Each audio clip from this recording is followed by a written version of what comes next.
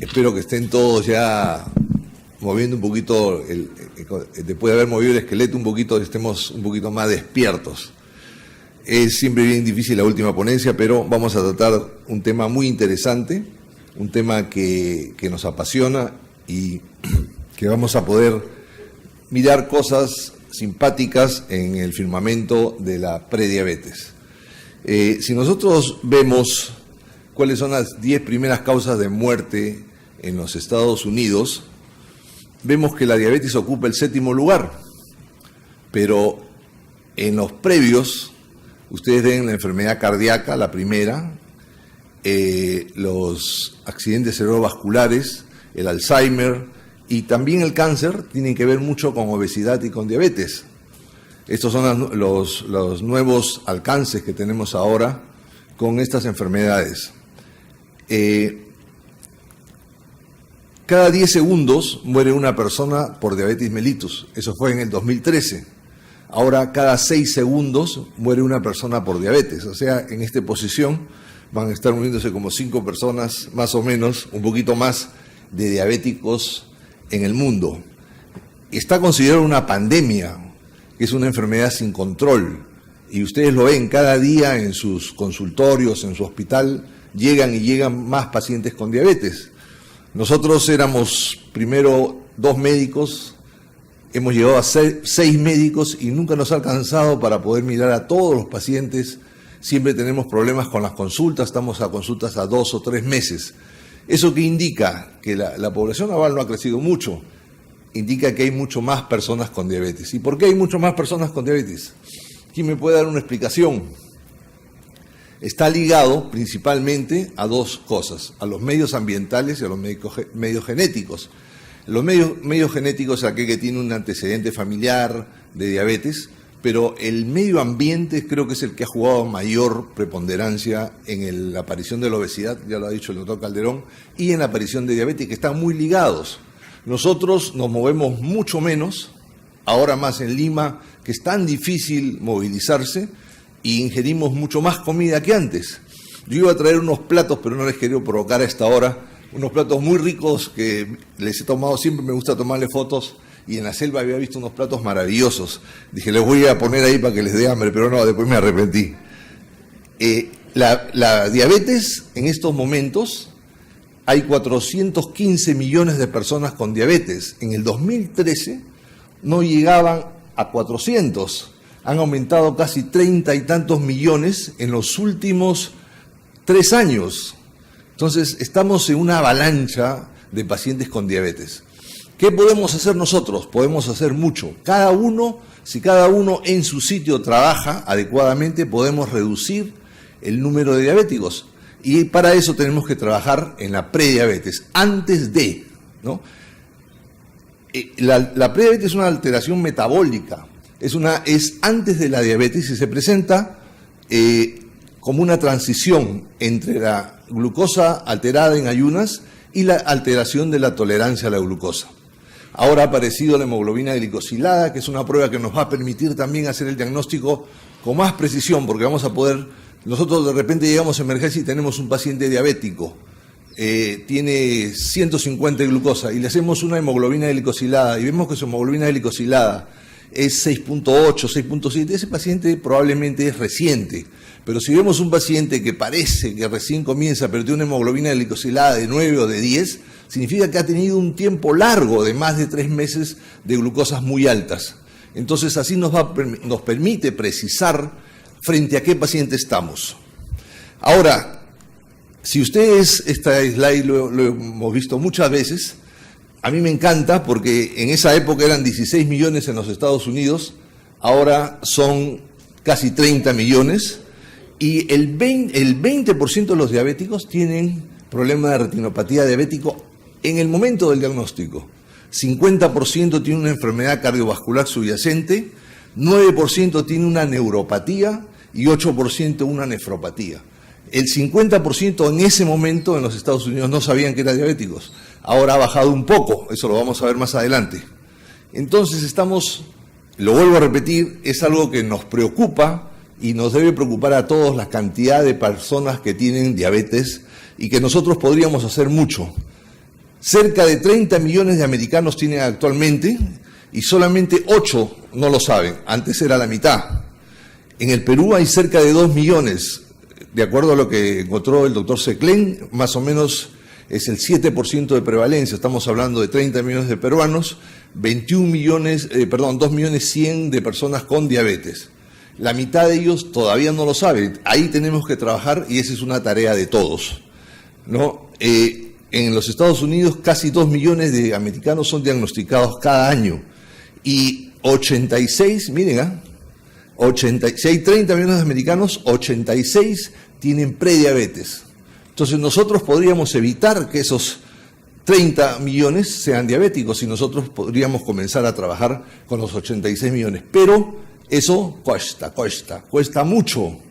Cuesta mucho trabajar con las personas con diabetes. Hay que hacer un plan de trabajo y parece que el mundo no lo tiene, porque no es solamente cuestión de los Estados Unidos, es China, India, todos los países anglosajones tienen el problema de diabetes.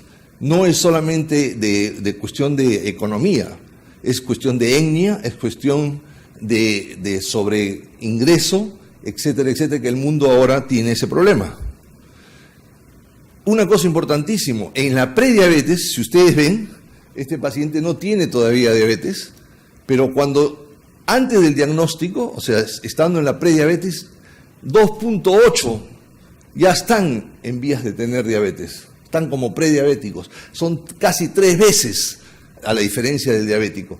Después del diagnóstico sube a 3.7 y cuando ya están tratados a 5% de enfermedad cardiovascular. La enfermedad cardiovascular, por eso es que los cardiólogos ahora están brazo a brazo con nosotros, porque la enfermedad metabólica es tremenda, ¿no?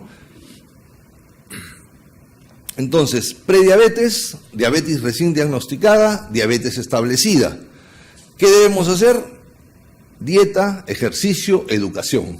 Yo lo pondría al revés, educación, dieta y ejercicio. Cambio, educación, ejercicio y dieta.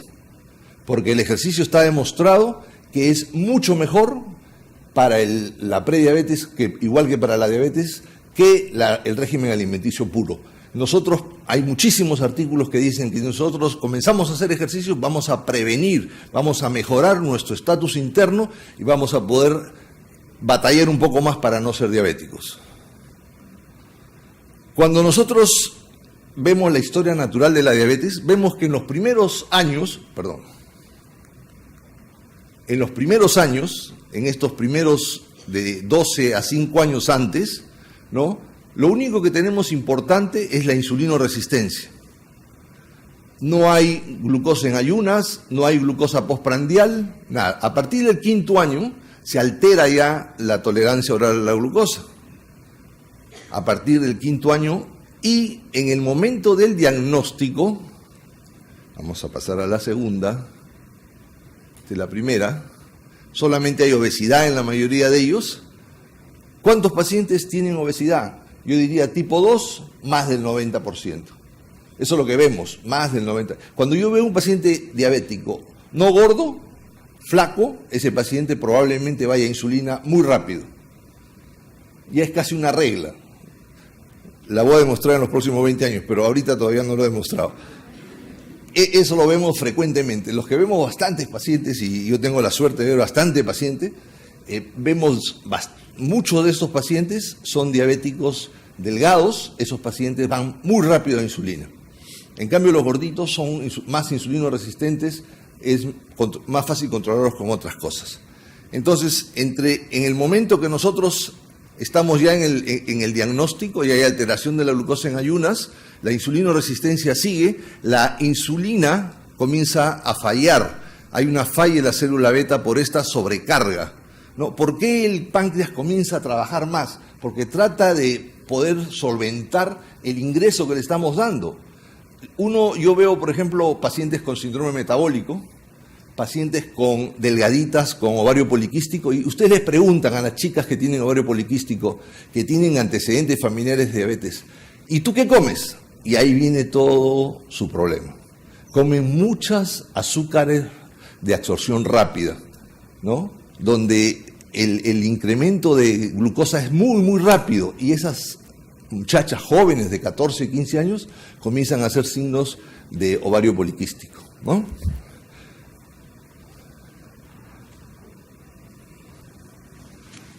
Y cuando ya la paciente está diabética, ya falló la glucosa en ayunas, después falla la glucosa, primero falla la glucosa postprandial, después falla la glucosa en ayunas.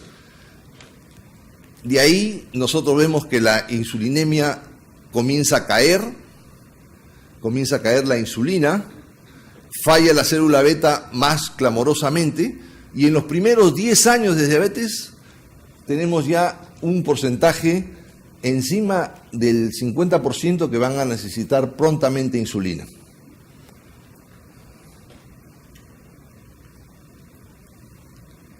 La hiperglicemia postprandial está relacionado con la secreción alterada de la insulina y la no supresión del glucagón.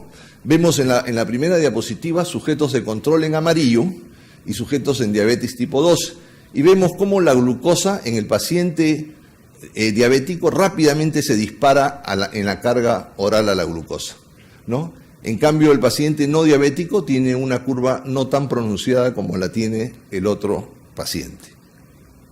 Y acá vemos la siguiente diapositiva, en la cual vemos que el paciente, la carga de insulina en el diabético de control es fuerte y rápida. En cambio, en el paciente diabético la carga de insulina es bien lenta y no es muy alta. Esto me hace acordar a la insulina R con la insulina Lispro, ¿no? La descarga de la insulina Lispro, la insulina análoga, es bien rápida y de acción bien corta, tratando de semejar lo que vemos nosotros en el cuerpo humano. La tercera, que es el glucagón. Se ve que el glucagón en los pacientes diabéticos, en vez de estar bajo, cuando ustedes saben que cuando la insulina sube, el glucagón debe bajar, en el paciente diabético no sucede esto, se mantiene alto. Y por eso las terapias con inhibidores del DPP4 van a mejorar a estos pacientes porque mejoran esa curva de glucagonemia. Entonces, la diabetes es una pandemia donde juega la diabetes, la obesidad, y eso se llama diabesidad. Si nosotros vemos en este paciente gordito y le vemos en su anatomía cómo tiene esa grasa centrípeta, grasa pegada a los órganos, y no es la grasa que nos preocupa, la grasa visceral, la grasa subcutánea, que es la que se saca con la lipectomía y todo eso. Esta grasa no se puede sacar, pero es muy sensible y baja muy rápido cuando hacemos ejercicio. En estos pacientes que tienen sobrepeso hay mucha insulinoresistencia. Y otra cosa importante que en los últimos años se está dando mucho auge es que el paciente diabético va a ser hígado graso no alcohólico. La primera causa, de acuerdo al jefe de nefrología del Hospital Rebagliati, de cirrosis en el Perú es por hígado graso no alcohólico, ¿no? Entonces estamos también ante un problema serio que tenemos que pensar y debemos transmitirle a nuestro paciente, porque nuestro paciente no sabe que si él no baja de peso, si no sabe que si no hace ejercicio, si no disminuye su insulinoresistencia, él no va a poder controlar y va a ir indefectiblemente hacia la cirrosis. Felizmente no todos van, pero... Entonces, la obesidad es, digamos, la mamá o la gallina de los huevos de oro. De ahí viene todo lo demás. Dislipidemia se presenta en 2.1 veces más. La hipertensión en casi 3 veces. La diabetes en casi 3 veces. Y las enfermedades cardiovasculares son muy importantes y tienen que ver con los dos laterales de acá, que son la diabetes y la hipertensión, ¿no? ¿Qué debemos hacer? Debemos controlar el peso. La obesidad es un factor de riesgo para enfermedad cardiovascular, es un factor de riesgo para desarrollar diabetes, es un factor de riesgo que induce insulinoresistencia.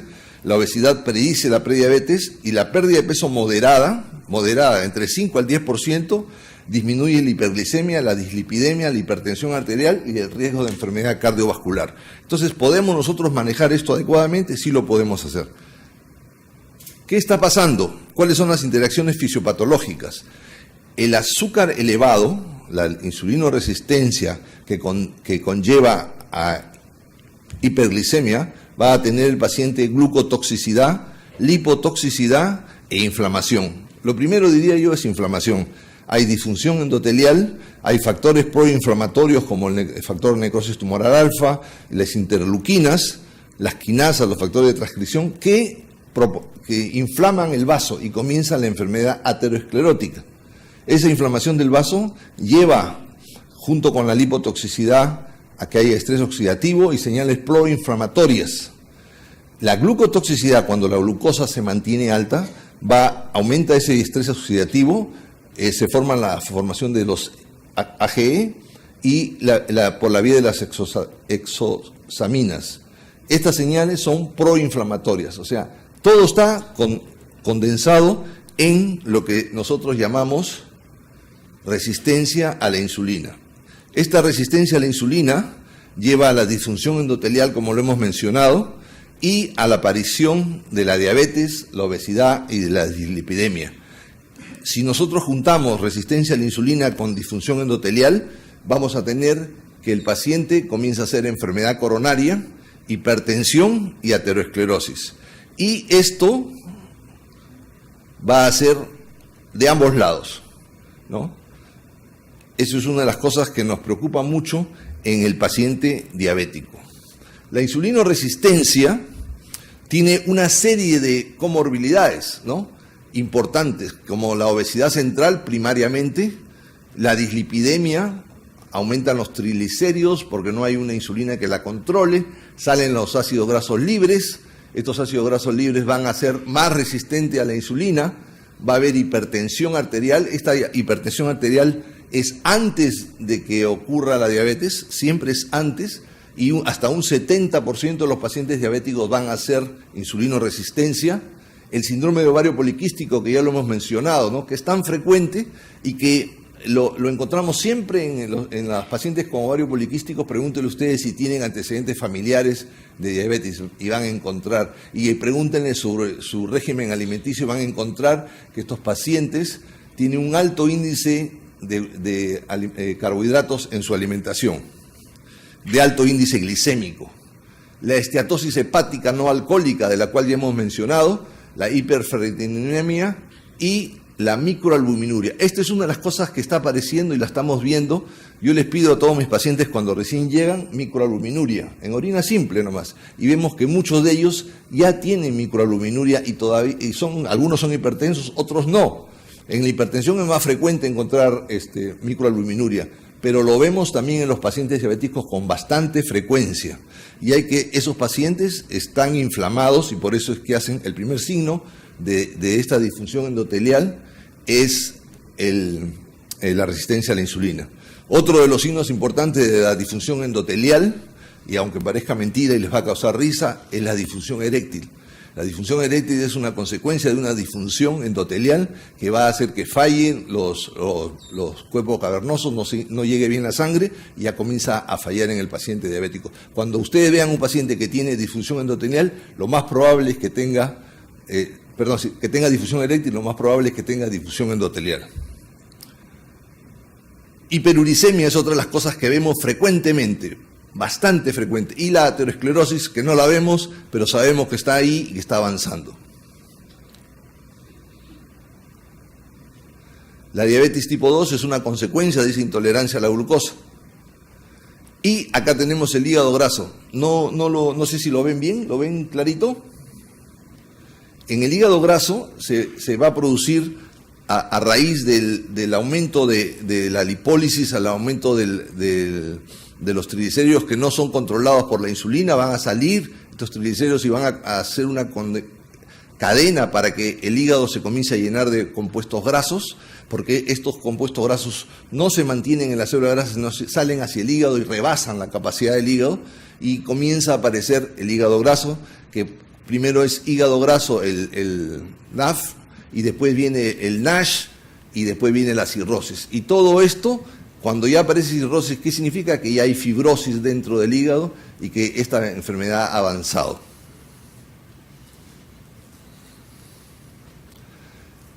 La obesidad, la lipotoxicidad en la patología humana, ¿no? El hígado aumenta la resistencia a la insulina, aumenta la producción de VLDL, aumenta la producción de la grasa visceral, aumenta los ácidos grasos de la célula grasa salen porque no hay quien los controle, hay una producción de citocinas y disminuye la adiponectina. Esto es en el tejido adiposo. Después en el músculo hay disminución de la reducción de la función mitocondrial, reducción del oxígeno dentro del músculo, hay resistencia a la insulina y puede haber sarcopenia en la persona mayor, ¿no? La aterosclerosis es por disfunción endotelial, formación de placas, eventos cardiovasculares.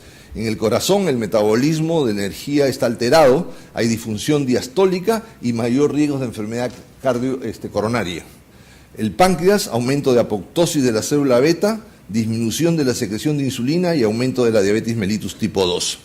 ¿Cuáles son los factores de riesgo para prediabetes y diabetes, ¿no? Primero, pacientes mayores de 45 años. Ahora se está viendo mucho más en gente más joven. El doctor Manrique creo que tiene un grupo de como 40 o 50 niños que tienen diabetes ya tipo 2. La enfermedad cardiovascular o historia familiar de diabetes. Paciente que tiene enfermedad cardiovascular es un paciente que tiene alto riesgo para tener prediabetes o tener diabetes. El sobrepeso o la obesidad, el estilo de vida sedentario, eso ya lo hemos manifestado. Las personas que se mueven menos van a tener mucho más problemas y cuando más avanza la edad y esta persona se mueve menos, ahora se está viendo mucho la sarcopenia, que es un problema que está ligado a actividad. El riesgo racial, ¿no? O los grupos étnicos, los afroamericanos, los hispanos, estamos más susceptibles de tener diabetes. El problema metabólico con el HDL bajo y los triglicéridos altos, encima de 250, ¿no? Las transaminasas y la gamma-glutamiltrapeptidasa y el síndrome metabólico son parte importante de la prediabetes y del riesgo de tener diabetes. También vamos a tener mayor ovario poliquístico, la acantosis. Un paciente que tenga acantosis, no solamente busquen acantosis en el cuello, busquen en las manos, en los codos, y van a encontrar muchísimos pacientes que tienen acantosis y eso significa que tienen resistencia a la insulina, que es un paso, acuérdense del esquema, es un paso que comienza hacia la diabetes. La presión arterial mayor de 140/90 o que ya están en terapia antihipertensiva. Historia de diabetes mellitus, de diabetes gestacional, o hijos macrosómicos, hijos de más de 4 kilos 80. Esas personas tienen mayor riesgo de tener diabetes y deben ser objeto de cuidado, de seguimiento. Exposición crónica a glucocorticoides, desórdenes del sueño en presencia de intolerancia a la glucosa, terapia antipsicótica, ya lo han mencionado porque esto los ayuda a subir de peso, ¿no? Y todo esto es un problema de actualidad.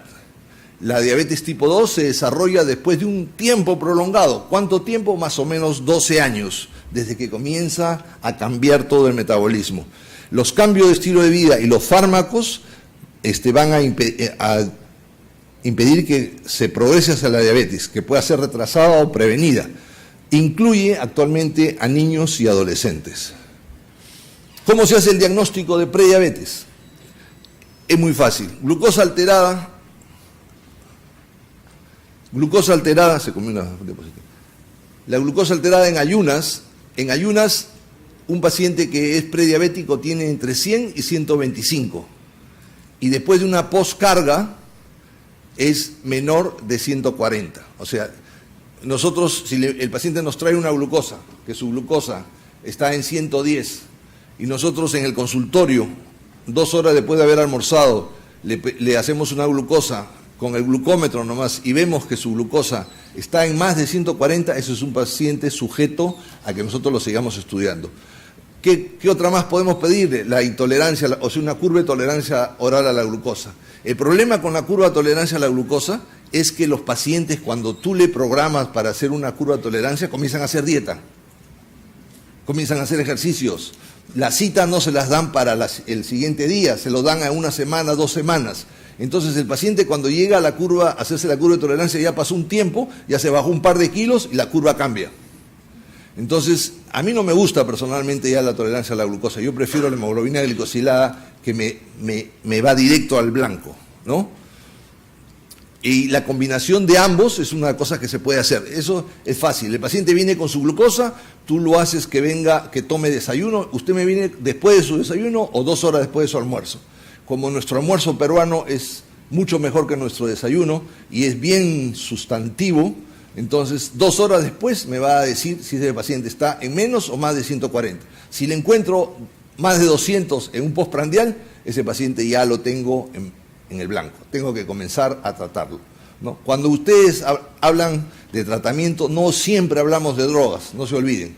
Yo creo que las drogas tienen su sitio, pero esa es una de las cosas que quisiera discutir con ustedes. A ver, yo voy a hacer una pregunta. ¿Cuántos médicos que están acá le dan a su paciente metformina cuando encuentran prediabetes? ¿Podrían levantar la mano? Sí, que me sumo. Sí, levanten la mano. ¿Cuántos le dan? Uy, bien poquito, no creo. La verdad que no creo. A ver. Ya.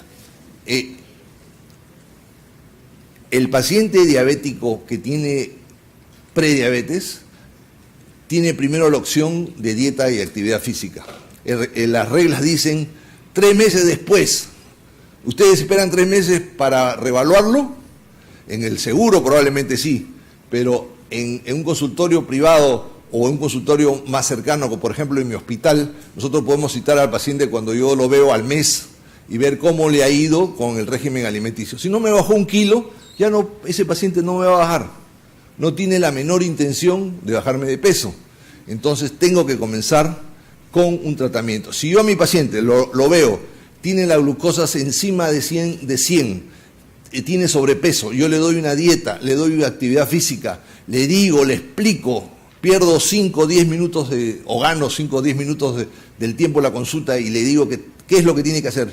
Si ese paciente al mes no ha bajado un pelo, ese paciente no va a bajar.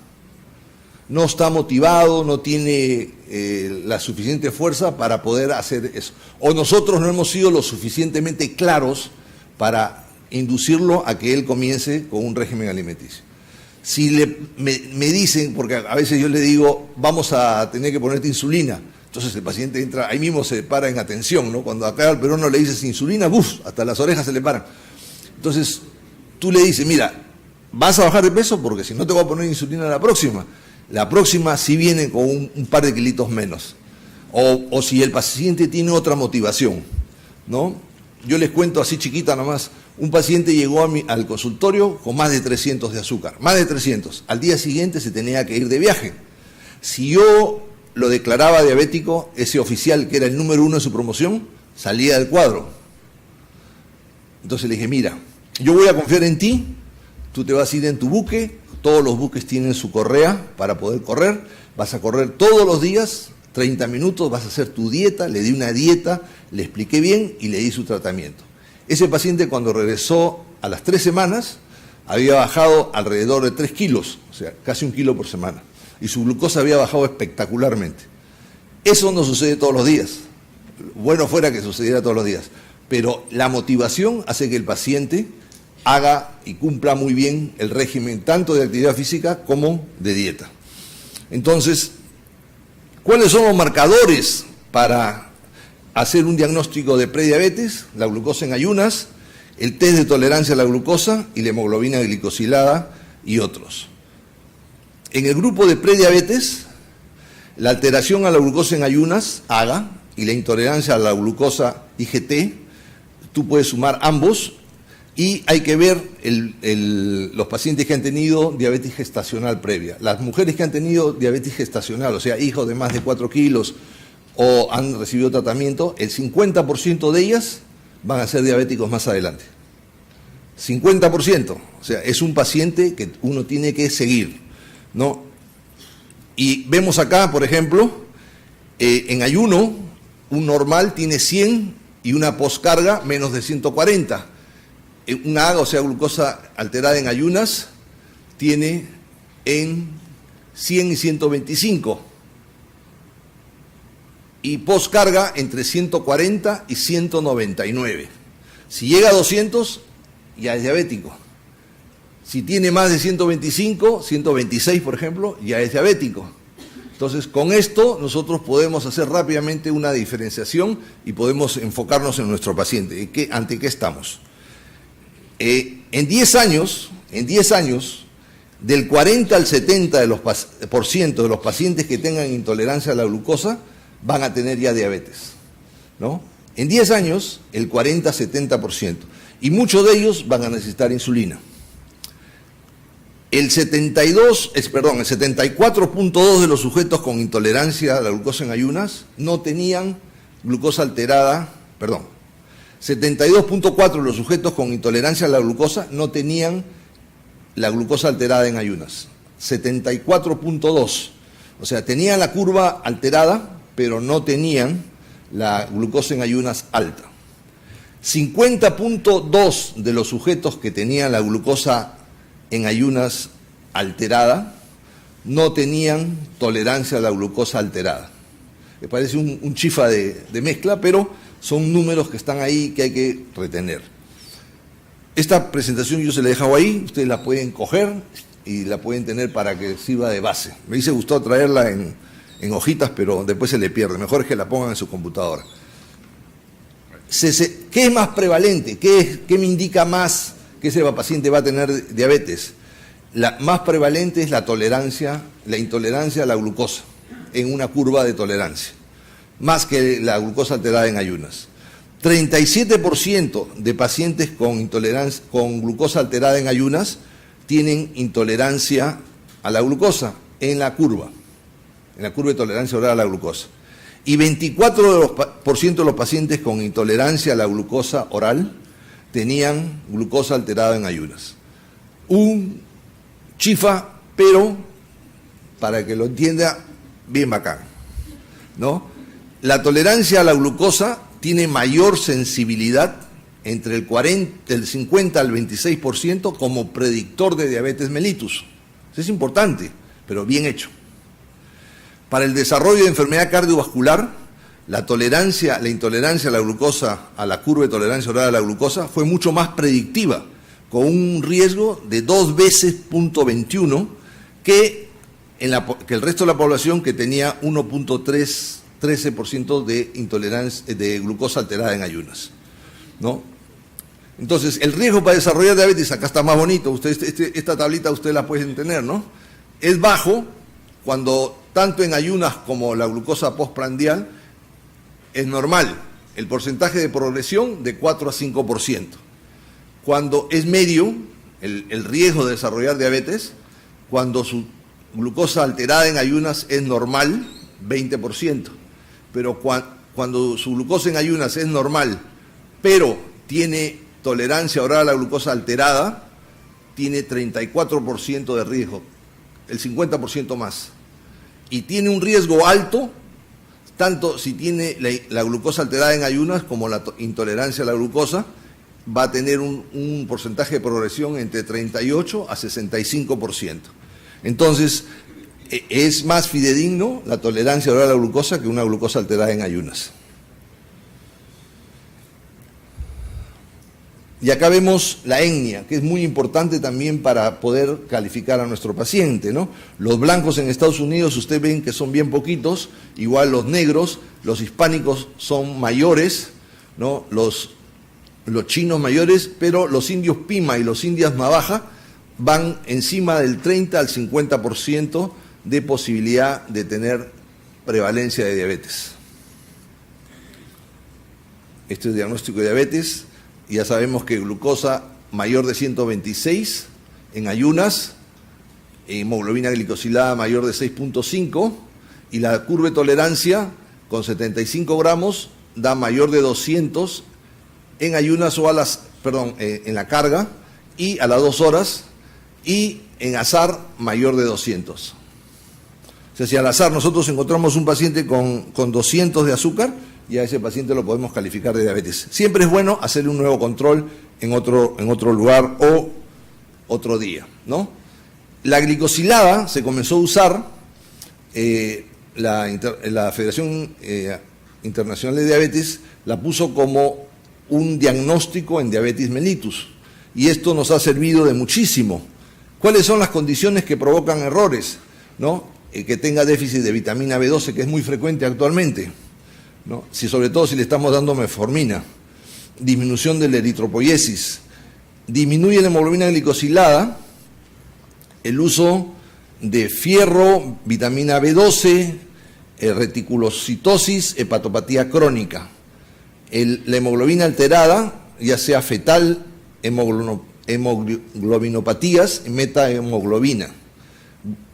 Glicación alterada, enfermedad renal crónica, ¿no? Enfermedad pH del eritrocito bajo, cuando están recibiendo aspirina, cuando tienen problemas de vitamina C, E, cuando tienen hemoglobinopatías, cuando tienen aumento del pH eritrocito.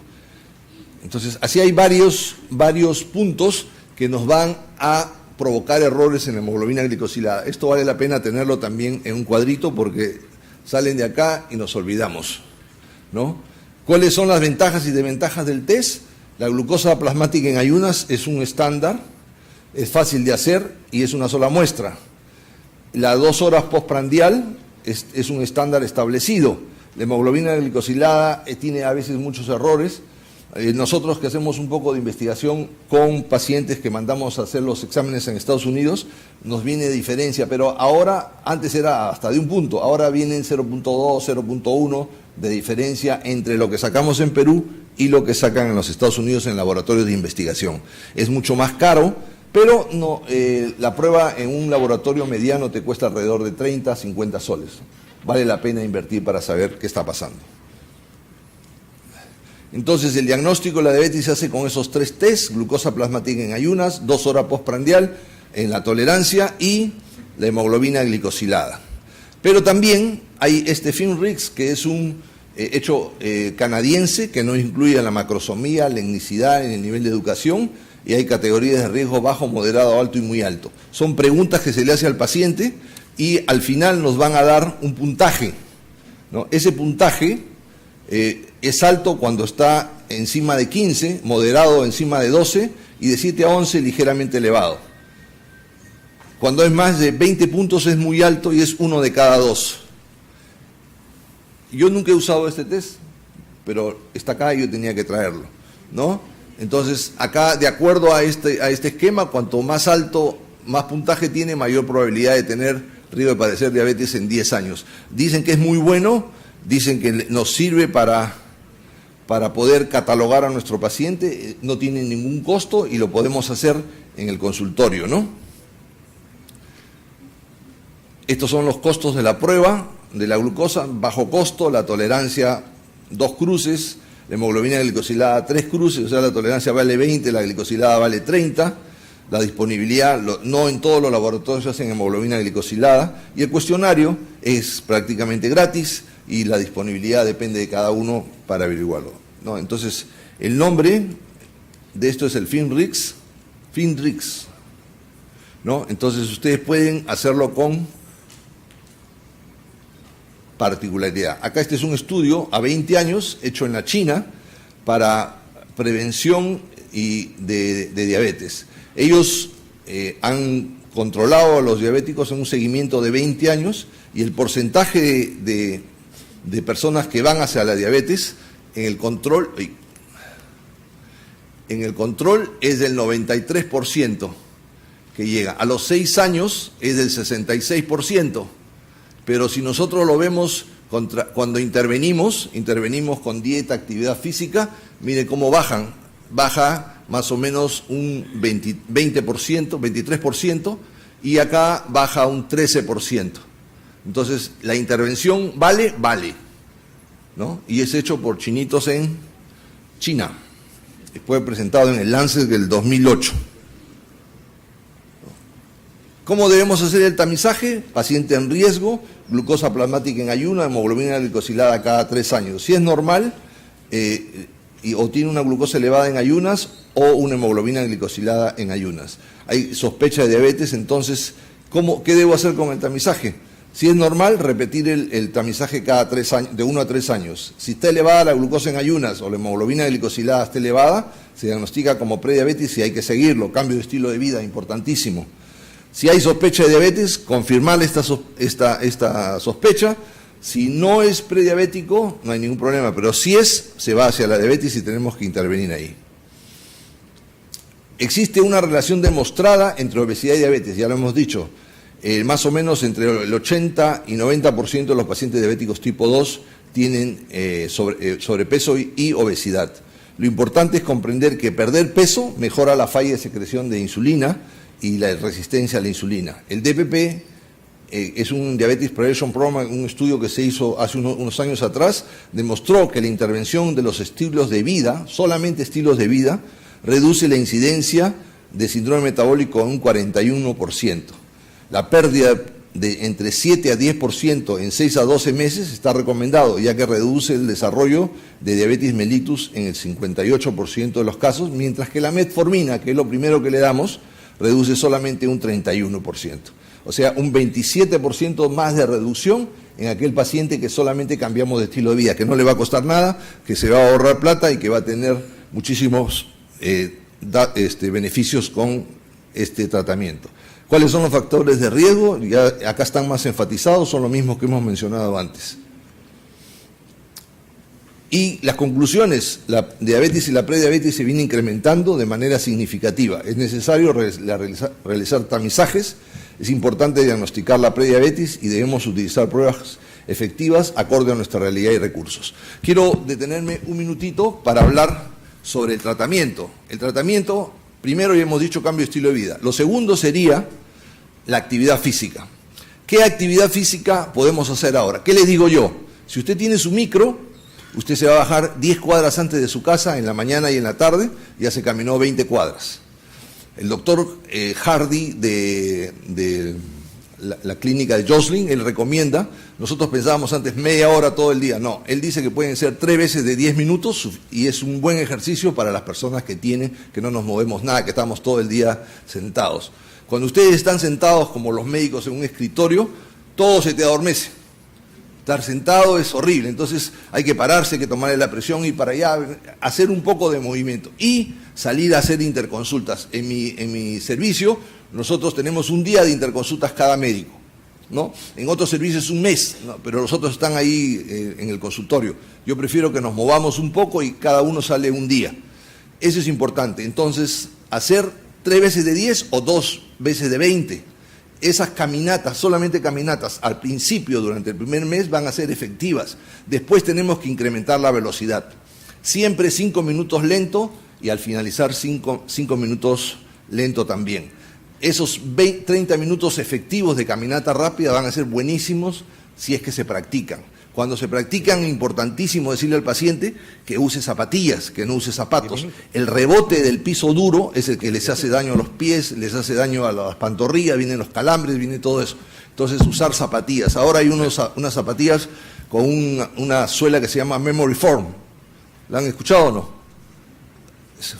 ¿La han escuchado? Bueno, las Skechers o Skechers tienen ese Memory Foam, ahora las están teniendo todas, hasta las camas están con Memory Foam, les permite poner el pie de acorde y no van a tener problemas. Yo los vengo usando con muchos pacientes y les va muy bien. No son caras esas zapatillas, hay que esperar que estén de oferta. Si te la vas a comprar en 400 soles o en 300 es caro, pero si las compras en oferta, yo las he comprado a 180 soles. Doctor son Zapata, buenísimas. 2 minutos. No, todavía me falta 6. Ya me Son están llamando así. 50 minutos. Yo acá tengo mi tiempo. Bien chequeado. Entonces, eso es importantísimo, que su paciente haga ejercicio. Otro ejercicio buenísimo es la natación. Ahora los municipios tienen centros de piscina temperada. Varios municipios, yo me he dado con esa sorpresa, limpiecitos, bien hechos, metan a sus pacientes que hagan natación. No es necesario que sepan nadar porque hay lo que se llama acuaróbicos. que son, sobre todo si el paciente es muy gordito, va a ser muy difícil que pueda caminar porque le va a doler rodillas, la cintura, le va a doler todo. En cambio, se meten al agua, son unos pescados. Que hagan ejercicios en el agua, como les digo, y las municipalidades cobran, creo que 10 soles al mes o 10 por semana, no me acuerdo, pero es bien cómodo. Lo otro, el régimen alimenticio. Muchos de ustedes son nutricionistas, que les voy a hablar de un régimen alimenticio a ustedes que ya conocen. Hay que disminuir los carbohidratos entre 50 y 60%, hay que darle al paciente 50%, y disminuir el índice glicémico de los alimentos que no sean tan cargados. Que coman, por ejemplo, hay paciente que me dice, doctor, yo no puedo comer frijoles, come frijoles. El frijol es un índice glicémico bajo. Las frutas que tengan cáscara, esas cosas ustedes las conocen mejor que yo, pero se les tiene que dar al paciente. Por ejemplo, yo le digo, en la mañana te vas a comer un pan, perfecto, pero a tu pan le vas a poner una lechuga y un tomate. En la noche igualito, una lechuga y un tomate. Tu almuerzo, una buena ensalada es tu plato principal. Después viene tu carne del tamaño de la palma de tu mano y la harina del tamaño de tu puño. Facilito. Si el paciente tiene la intención, lo puede hacer. Entonces, ¿qué es fundamental? La educación. Si nosotros hacemos educación con nuestros pacientes, ellos pueden responder. Los pacientes responden al estímulo que nosotros le demos. Y acá estoy yo al lado de Botero, en la Plaza Botero en Colombia, pero lo que me gustó fueron dos cositas, ¿no? Tú tienes al paciente obeso, al costadito, tienes a dos deditos que se están apachurrando. ¿Qué necesita la persona? Cariño. El médico que lo trata mal no consigue efectos con ellos. Cariño, hay que darle cariño a las personas. Y lo otro, hay que tener actitud del paciente. Miren, este señor está agarrando el sol, la luna. No es que la está agarrando, tiene la actitud de agarrarlo. Eso es lo que nosotros debemos transmitir, actitud para vencer los obstáculos. A mí muchos pacientes se me ponen a llorar en el consultorio porque busco saber cuál es su problema. Y eso me demora 5 a 10 minutos. Pero ese paciente ya tiene empatía conmigo y eso es mucho más fácil para yo llegar a auxiliarlo en su tratamiento. ¿Ok? Gracias.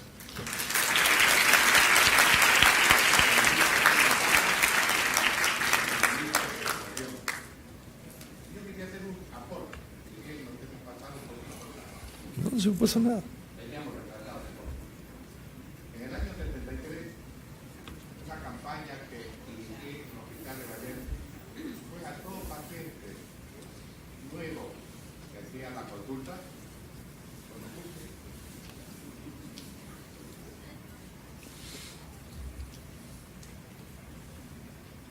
Dos pacientes.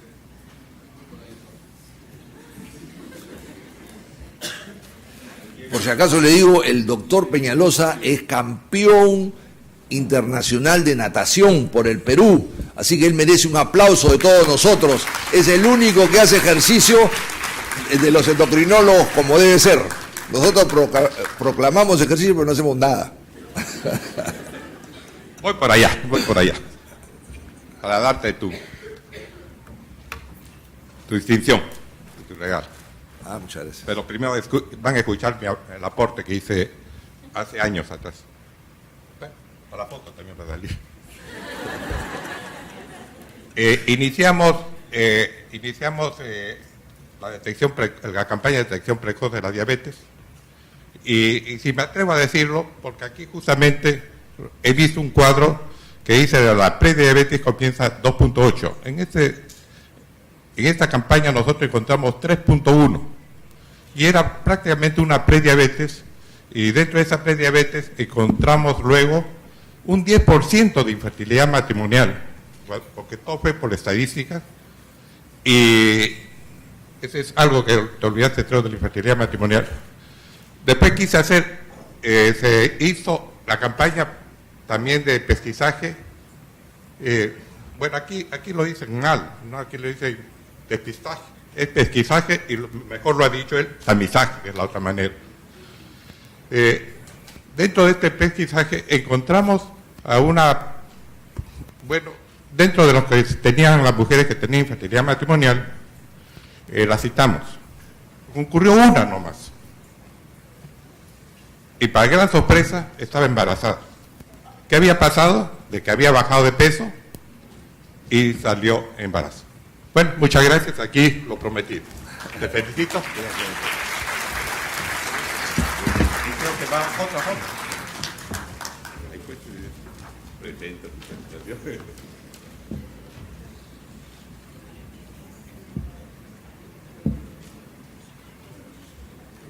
Bueno, gracias a ustedes y los felicito.